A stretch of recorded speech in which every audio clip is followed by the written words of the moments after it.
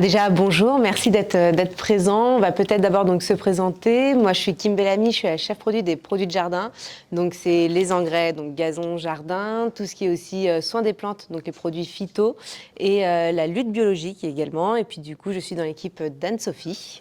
Donc, Anne-Sophie Maillard, aujourd'hui, mon poste, c'est catégorie manager, donc sur les produits de jardin, mais également les familles semences et bulbes. Voilà, donc on a travaillé avec Kim ensemble sur le dossier engrais gazon et on a également Sébastien qui est là aujourd'hui. Sébastien, je suis le compte clé MPP pour le marché de Carole et de Stéphane Frisson aussi.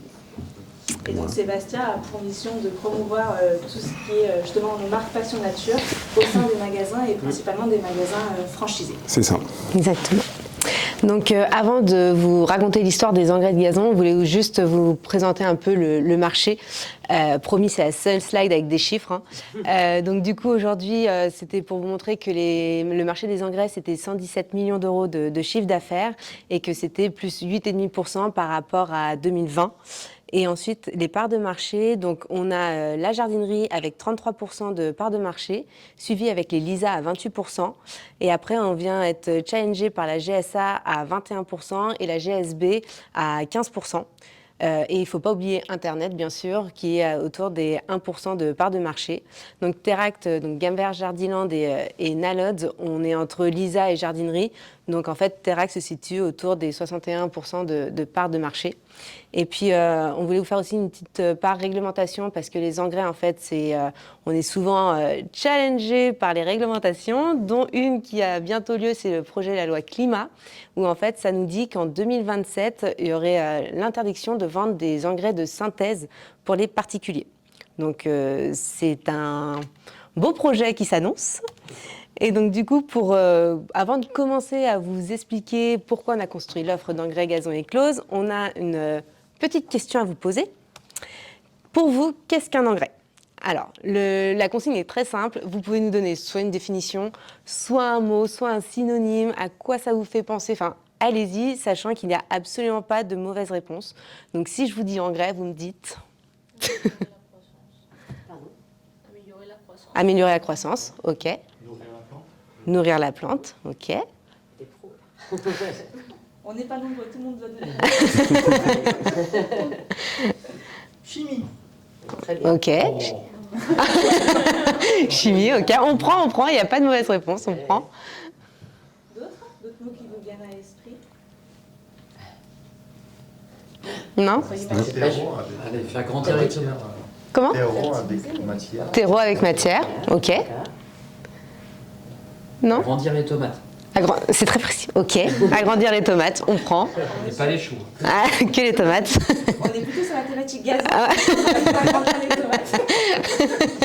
Ok. Ça peut aider. Donc, en fait, effectivement, on s'est posé la question avant de commencer de travailler l'offre. On s'est posé la question en interne dans l'équipe d'Anne-Sophie ou plus large, à notre entourage, à nos utilisateurs. Et en fait, on constate que l'engrais, c'est pas vraiment bien défini dans l'esprit de l'utilisateur. C'est vrai que nous, on avait le mot pesticide qui ressortait, chimique, amendement, dopage, nourrit le sol, voilà, fertilisant. Donc en fait, l'engrais, ça vient effectivement nourrir, mais ça vient nourrir la plante, les racines. Alors que par exemple, l'amendement ou le fertilisant, ça vient plus avoir une action sur la terre. Donc voilà, mais après, par exemple, chimique et pesticides, non, enfin... Voilà, on voyait qu'il y avait vraiment quelque chose où il n'y avait pas vraiment une très bonne définition du... L'engrais n'est pas un pesticide, parce que par définition, pesticide, ça veut dire tuer, liquide à la fin, herbicide, fongicide, insecticide, donc il y a une action de tuer quand on parle de pesticide. Là, les engrais, on est plutôt sur une action de nutrition. Donc totalement l'opposé, mais voilà, on constate que quand on échange avec nos entourages ou autres, il y a vraiment un amalgame sur ce mot engrais qui a une connotation assez négative. Et Exactement. donc, tout l'enjeu est justement de redorer l'image, on va dire, des engrais. Exactement. Et on espère le faire à travers nos différentes gammes qu'on va travailler au fur et à mesure. Et donc, en même temps, en parallèle, la réflexion, elle devait aussi prendre plusieurs plusieurs sujets en compte. Par exemple, donc, comme je l'ai dit tout à l'heure, tout ce qui est réglementation, donc avec la loi climat que je vous ai dit, mais aussi l'impact loi Labbé. C'est-à-dire que la loi Labbé est sortie en 2017, il me semble, où on nous a interdit de vendre les 3 actions et les 4 actions. Parce qu'il y avait cette notion de désherbant, il me semble, dans les 3 et 4 actions. À partir du 1er janvier 2019, je pense que peut-être dans votre utilisation quotidienne, tout ce qui était produit de synthèse était interdit. Donc, par exemple, il y a certains désherbants que vous connaissez par le passé qui ont été interdits ou autres. Et dans la catégorie engrais gazon, on avait les fameux 3 et 4 actions qui sont devenues interdits. Pourquoi? Parce qu'ils avaient souvent une action, pour le coup, herbicide. Et avec cette fameuse loi Labbé, on n'a plus le droit de vendre ces produits. Voilà. Donc il y a déjà eu un premier impact, et là, comme le disait Kim, une deuxième réglementation qui arrive quelques années plus tard, donc qui nous dit au plus tard d'ici 2027, quoi qu'il arrive, les produits de synthèse ne seront plus commercialisés. Donc voilà, donc il fallait quand même le marché amateur. Exactement. Il y a une distinction entre le marché professionnel et le marché amateur. Exactement. Donc il y a quand même cette petite réglementation à prendre en compte. Ensuite, un sujet, je pense qu'on est tous au courant, c'est le pouvoir d'achat. Aujourd'hui, avec l'inflation, etc., faut savoir que nos engrais ont été impactés malheureusement par la guerre en Ukraine. Donc tout ça, en fait, a eu des impacts sur notre gamme. Donc il fallait aussi qu'on prenne en compte cet aspect-là. Donc du coup, on avait vraiment envie de faire une gamme compétitive tout en pensant à la valeur prix. Voilà, le produit, il vaut tel prix et pas plus. On va vous expliquer comment et pourquoi après.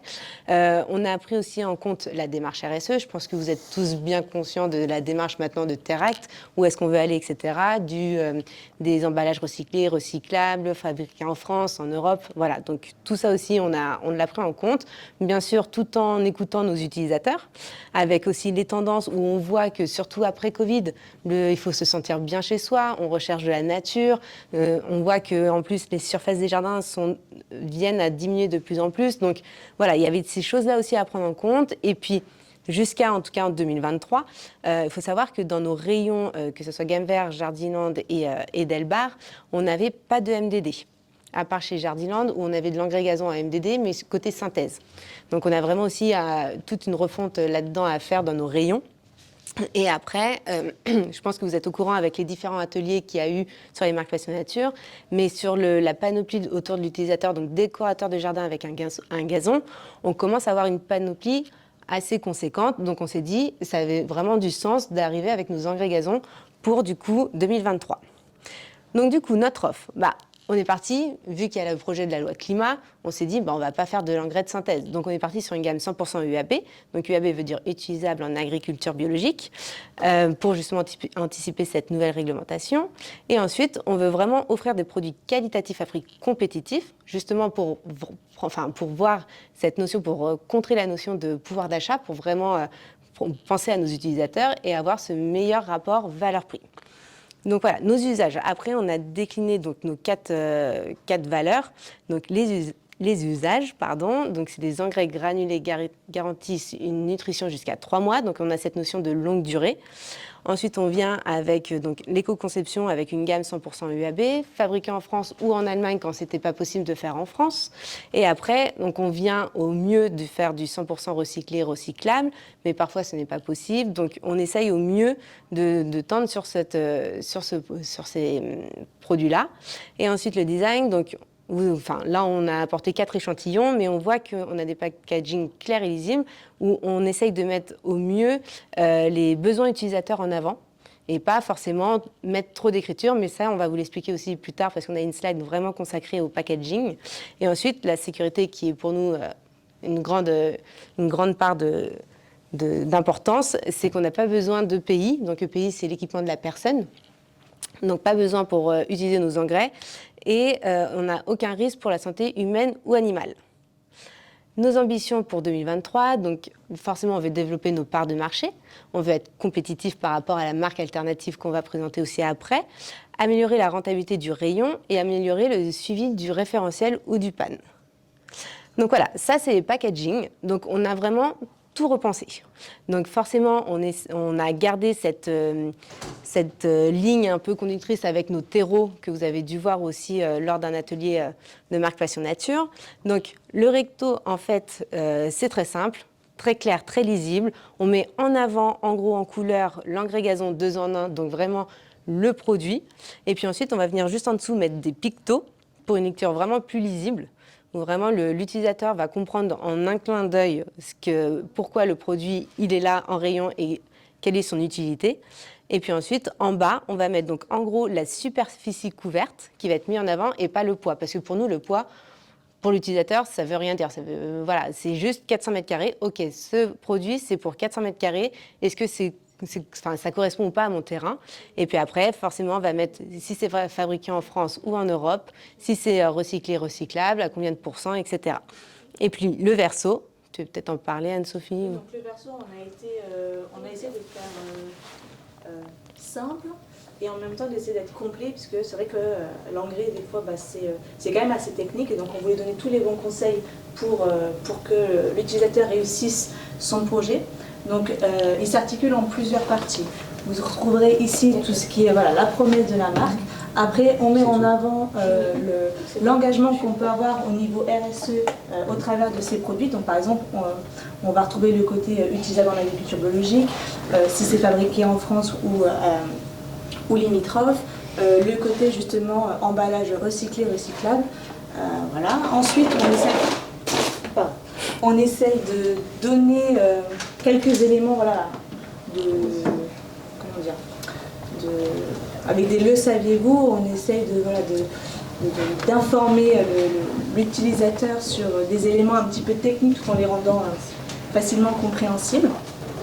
On a bien entendu le pavé réglementaire, et donc ici vous voyez que sur toute la moitié de la page, on va vraiment accentuer sur comment utiliser bien ce gazon.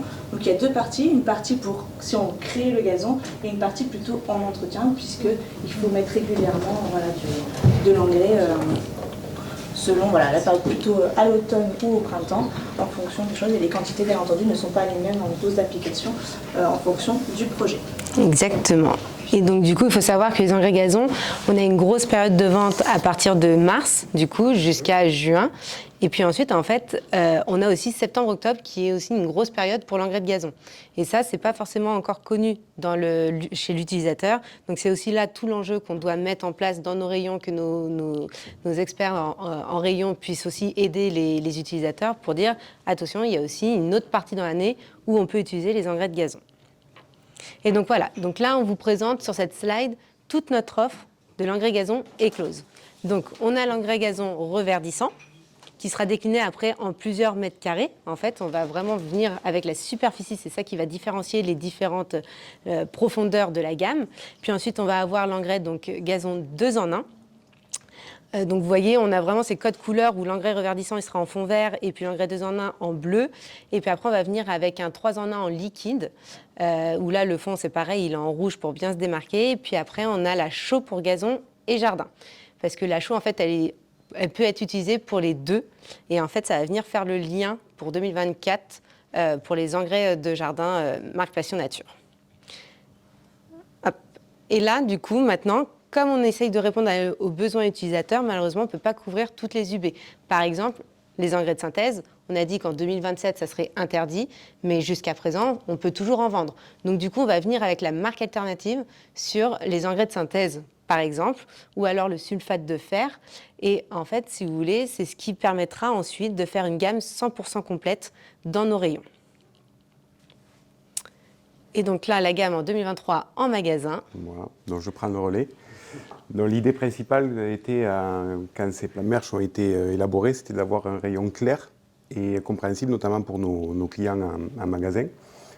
Donc sur une première partie, on retrouve l'engrais gazon éclose, en début de rayon, avec un sens de circulation qui va de gauche vers la droite là.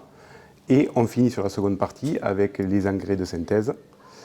Le but, comme l'a dit Kim et l'a dit Anne-Sophie, pareil, les packagings sont bien reconnaissables. Donc là aussi, dans le rayon, ça sera pareil. On entre dans le rayon avec le reverdissant avant de passer sur une double action et finir sur le triple action. Voilà. En plus de tout ça, on peut voir aussi une zone podium pour les plus grands magasins notamment, où on voit les plus grosses rotations ou les gros sacs qui seront disposés en podium pour faciliter notamment la clarté aussi et ne pas venir polluer un rayon avec des gros sacs. En plus de ces plans merch, pour accompagner aussi nos vendeurs sur le terrain, on a aussi mis en place on va dire des livrables comme des FIP, qui sont les fiches infoproduits, et des fiches infogamme, ainsi qu'une fiche savoir-vendre qui est présent et distribuée sur tous nos vendeurs sur tous les terrains. Voilà. Ok, merci. Et je ne sais pas si vous avez eu l'occasion de venir au Live Expo du mois d'avril, mais en tout cas, on avait exposé le rayon engrais gazon, justement. Et c'est vrai qu'on a eu beaucoup de retours positifs dans le sens où, quand on rentre dans le rayon, effectivement, on remarque le gros Algo Flash, le logo jaune avec le sac bleu en premier, parce que c'est des couleurs vraiment flashy, c'est des sacs pas du tout recyclés, recyclables, donc c'est bien brillant, ça pète bien un rayon. Mais en fait, il y a tellement d'écriture qu'après, instinctivement, notre regard se pose sur une gamme beaucoup plus claire et lisible, qui est notre marque Passion, marque Éclose. Donc du coup, on a eu beaucoup de retours positifs là-dessus. C'est vrai que le côté justement un peu craft fait ressortir ce côté un peu plus naturel, utilisé dans la biologie. Quand le bleu, bah là pour le coup, très chimique, très entre guillemets, biologie, chimique. Et voilà, côté synthèse. Exactement. Et donc, comme on l'a dit en tout début, le décorateur de jardin avec un gazon, vraiment une panoplie, on va dire, 95% complète, parce que du coup, en 2024, je fais un teasing. Il y a les semences de gazon qui arrivent. Je ne sais pas si Anne-Sophie, tu veux en parler ou... Oui, bah c'est dans les tuyaux. On est en train de travailler l'offre, la gamme, les packaging avec les équipes. Donc voilà, il est prévu de sortir toute la gamme de semences de gazon pour janvier-février en magasin. Et donc vous voyez sur cette slide du coup qu'il y aura vraiment une panoplie très complète autour du gazon. On peut vraiment créer un vrai univers gazon et prendre avec la marque Éclose une vraie prise de parole sur ce segment-là grâce au terreau qui est déjà en magasin depuis 2 ans, au robot qui est arrivé l'année dernière, il me semble. Voilà, l'arrosage, le tapis de semences de gazon qui a été sorti aussi il y a presque 1 an maintenant, puisqu'il arrive en septembre 2022. Les engrais gazon cette année, et puis les gants, et puis qui complètent justement un petit peu cette gamme-là. Exactement. Donc voilà, notre présentation est terminée. On vous propose, si jamais vous avez des questions ou autres, c'est le moment. On est là pour répondre. Est-ce que les clients, pour l'instant, posent des questions sur les engrais gazon? Alors, pas ceux d'Éclose. Bon. Allez, c'est une très bonne chose. Bon, on en a vendu déjà, je rassure. Oui. Donc normalement, ok. Aujourd'hui, pour vous donner un ordre d'idée, on a regardé les chiffres avec Kim, là. Ouais. Ils sont arrivés en magasin février, ouais. Oui. On a sorti les chiffres pour mi-mai et il s'était vendu quasiment autant de quantité, de produits entre gamme vert et Jardiland, et on était aux alentours de 15 000 unités vendues. En espace donc de ça 2 veut mois. dire qu'il y aurait pu avoir des questions ou des réclamations, Ouais. des cas échéants. Non, mais c'est pour ça que je me permettais de poser la question, parce que vous êtes en frontal, si je puis dire, avec nos clients. Donc, Non, on a des questions qui arrivent, mais plutôt sur les semences. Bon, ça sera... Les semences ne prennent pas. ouais, ça c'est souvent le cas. Ok. C'est normal. C'est pas normal qu'elles ne prennent pas, mais je veux dire, non, mais on a déjà discuté les jardiniers, mais souvent en cause. Tu vois, c'est comme si moi je rate mon gâteau, est-ce que je pense que c'est parce que les œufs étaient mauvais? Je n'ai pas ce réflexe-là. Et pourtant, là, c'est un peu ce que je fais. C'est de la faute. Voilà, c'est toujours la faute de la semence. Je pense qu'on paraît. On a même des clients qui nous renvoient des semences par la poste. Non, par rapport à l'engrais, peut-être qu'il faut, juste pour compléter ce que vous avez dit, merci. Moi, je suis Carole Fiel, mais j'ai la chance d'être la responsable de cette belle équipe. Un peu complète là, mais c'est parce que vous avez dit 2 en 1, 3 en 1, alors c'est des termes avec lesquels on est. Oui, bien sûr. C'est vrai qu'un engrais, ça nourrit la plante, comme vous l'avez très bien dit, c'est le but, donc c'est de faire de la nourrir, de la fortifier, de la rendre effectivement plus résistante. Alors plus résistante soit à des maladies qui pourraient arriver, ou des ravageurs, où le gazon c'est un peu moins concerné par les ravageurs, et surtout aussi de la faire grandir. Alors on peut avoir peur que si le gazon grandit plus, on doit plus le tondre, donc il faut trouver le bon équilibre entre effectivement nourrir son gazon, mais pas avoir à le tondre tous les 3 jours, parce que sinon c'est pas très marrant pour personne. Il y en a qui aiment bien, mais enfin bon, voilà. Puis après les voisins parlent, ça me fait du bruit. Après, on voit les tondeuses. C'est ça, après on voit les tondeuses, c'est pour ça. Non, mais surtout, souvent les gens, quand ils nourrissent le gazon, ils vont chercher d'autres actions. En plus, c'est traditionnel, ça existe depuis des années, alors notamment sur les produits plus là, issus de la chimie, effectivement de la synthèse, hein, ce qu'on appelle, parce qu'en fait, en même temps qu'on nourrit, on essaie de régler les problèmes principaux qui se présentent sur le gazon, et les problèmes principaux qui se présentent sur le gazon, c'est de la mousse qui apparaît. Je pense que si vous avez un gazon, ou vous en avez vu dans un parc, n'importe où, vous voyez bien qu'au milieu du gazon, il y a des plaques de mousse qui arrivent. Hein.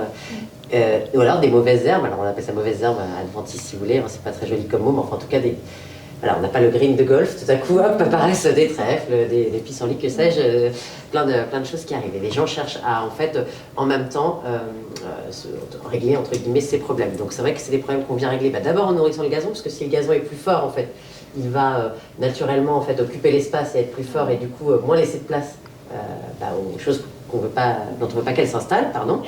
Et puis, on vient mettre dedans aussi des produits qui sont plutôt défavorables au développement de ces mousses, puisqu'on ne veut pas les tuer, puisqu'on est dans une lutte, on va dire, plutôt naturelle et plutôt bienveillante, entre guillemets.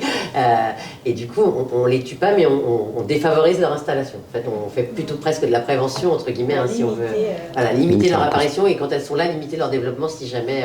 et qui me parlait de la chaux tout à l'heure à juste titre, qui corrige le pH du sol. Donc, le pH, c'est le taux d'acidité qu'il y a dans le sol, donc on mesure. Puisqu'en fait, plus c'est acide, et puis la mousse est contente.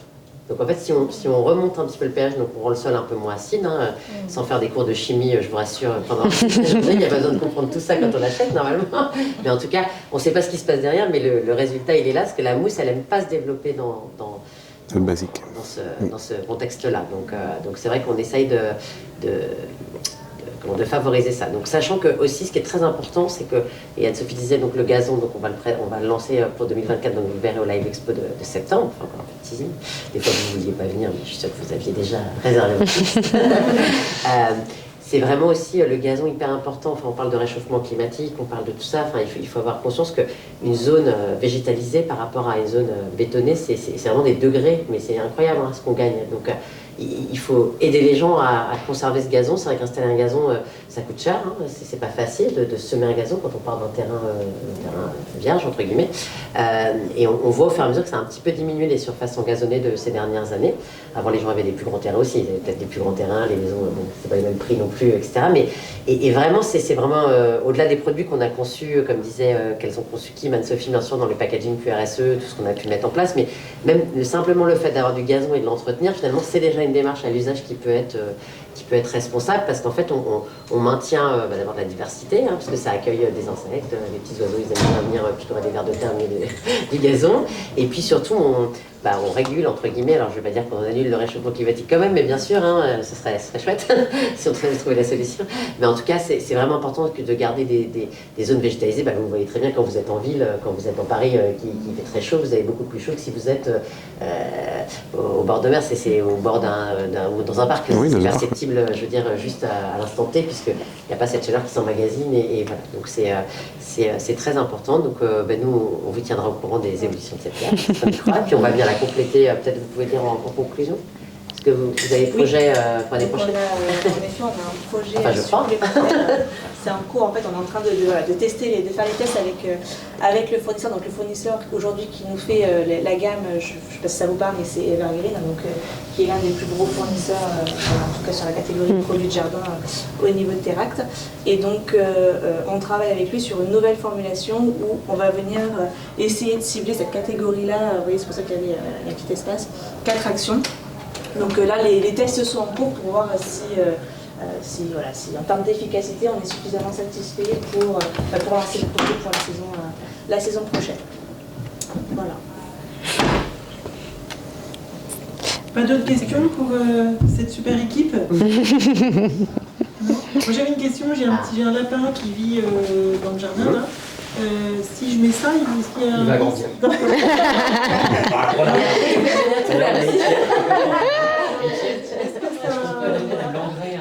Est-ce que c'est compatible avec les animaux? Il n'y a aucun risque. Il n'y a aucun risque. Pour les enfants Non, il n'y a aucun risque. et les animaux, une fois que c'est étendu.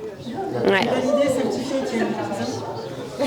Ah bah oui, je pense que s'ils ont Non, le fournisseur de certifier que si le chien le mangeait. On a déjà eu des trucs comme ça à faire avec Maximilien, sur des chiens qui avaient mangé le bout de l'engrais et le gars. Oui. Ah oui, Tout géré au service client. Bah, On a même des consommateurs qui mangent de l'engrais, donc tu vois, les animaux, ça ne m'étonne pas. ouais, c'est...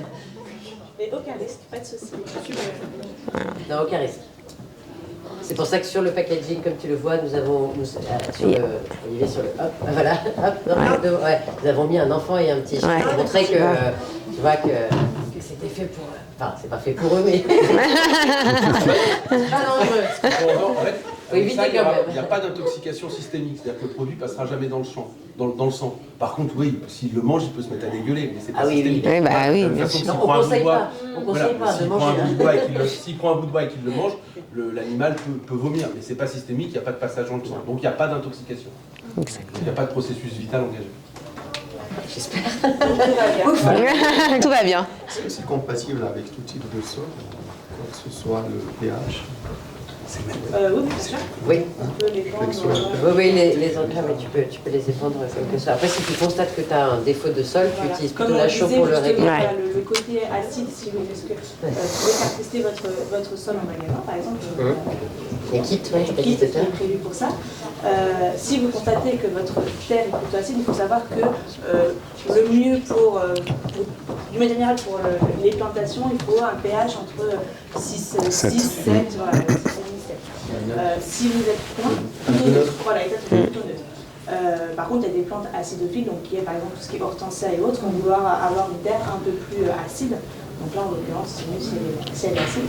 Donc pour le gazon, plutôt une terre acide. Donc si vous constatez que votre terre est plutôt acide, vous semez justement de la chaux qui va venir réguler votre sol et donc venir augmenter le pH. Et à partir de ce moment-là, en fait, le gazon, quoi qu'il arrive, il poussera. C'est juste qu'il ne sera pas dans des conditions optimum de pousse. Voilà. La semence, elle prendra toujours, mais vous n'aurez pas peut-être le beau gazon bien vert, bien dense. Voilà. C'est surtout cet aspect. Et un autre point aussi au niveau de l'engrais, c'est qu'aujourd'hui, vous pouvez le constater quand il fait très chaud, souvent l'été, tous les terrains sont jaunes, gris, etc. Le fait de nourrir aussi un gazon, ça va le fortifier en plus fort et donc potentiellement moins sujet aux aléas climatiques. Et donc un gazon bien nourri, je ne dis pas qu'il ne cramera pas forcément dans le sud de la France, c'est un peu chaud, plusieurs 40 degrés pendant plusieurs semaines, mais au moins il résistera un peu plus longtemps que les gazons qui ne sont pas nourris. Donc il y a aussi tout cet avantage-là. Si vous voulez avoir un beau gazon vert, si vous ne nourrissez pas, c'est compliqué avec le réchauffement climatique. Et même s'il venait à cramer, entre parenthèses, il aura une reprise qui sera quand même beaucoup plus favorable par la suite qu'un gazon qui était déjà faible et qui risque de ne pas repartir. C'est aussi qu'on encourage justement à utiliser de l'engrais sur la période automnale pour justement revenir un petit peu, renourrir le gazon, le sol, pour au printemps. Il est pris de toutes ses forces pendant l'hiver et qu'il soit vigoureux au printemps. Mais après, comme disait Carole, ça ne veut pas dire qu'on dit engrais, qu'on va tondre tous les 2 jours. Ça va aussi le fortifier. Par contre, ce qu'il y a d'important aussi, il faut savoir, c'est que comme on a vu, avec la suppression des produits phyto, il n'y a plus de sélectif gazon. Donc il nous reste encore des mauvaises herbes, entre parenthèses, on va dire. Génétiquement, un gazon est fait pour être tondu. Et le meilleur, en fait, on va dire, des herbes maintenant, ça reste encore la tonte. Parce que les mauvaises herbes ne sont pas faites pour tondre, pour être tondues plusieurs fois. Donc au bout d'un moment, elles vont péricliter. Tandis que le gazon, lui, est là pour ça. Voilà. Merci en tout cas. Bonne journée. Merci.